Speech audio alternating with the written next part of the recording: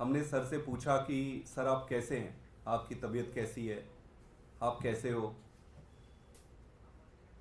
तो उन्होंने कहा कि मेरी चिंता मत करो,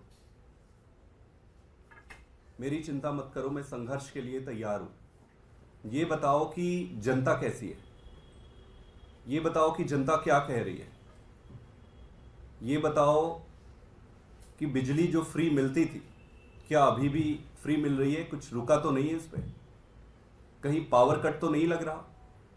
ये बताओ कि इस जो स्कूल थे क्या वो सही तरीके से चल रहे हैं, क्या वहाँ पढ़ाई हो रही है।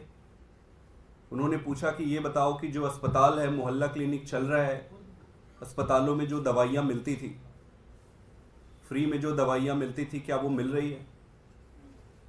सारी चीज़ें उन्होंने एक एक करके जनता के बारे में, उनके सुख दुख के बारे में पूछा, तब तक जब तक उनको संतुष्टि ना हो गई कि हाँ सारा कुछ ठीक चल रहा है, तब उनके चेहरे पर जाकर ये संतोष दिखा। हम बार बार ये पूछते रहे कि सर आप कैसे हैं, आप कैसे हैं। वो बार बार यही कहते थे यार मेरी चिंता छोड़ो ना। और उनके मन में कई सारे प्रश्न थे दिल्ली की जनता को लेकर। वो सारा कुछ उन्होंने पूछा, हमने बताया कि सारा कुछ ठीक चल रहा है। उन्होंने 2-3 बातें मुझे कही। उन्होंने ये कहा कि अगले हफ्ते से 2-2 मंत्रियों को वो जेल में बुलाएंगे और वहां पर उन मंत्रियों के विभागों का रिव्यू करेंगे कि काम कैसा चल रहा है और गाइडलाइंस और डायरेक्शन देंगे। तो अगले हफ्ते से ये शुरू होगा। इसके साथ साथ उन्होंने मुझे ये भी कहा कि सभी एमएलएज को ये मैसेज पहुंचा दिया जाए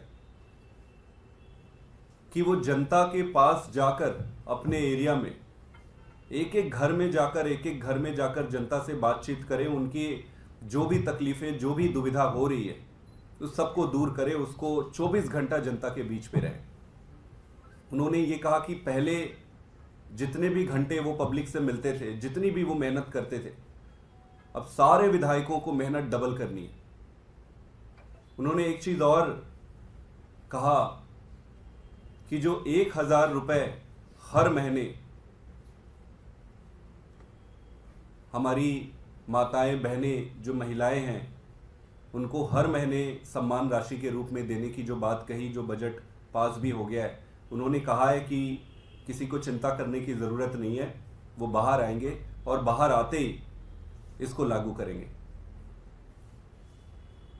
पूरे समय जब उनसे मिले तो उनके चेहरे में एक भी शिकन नहीं था।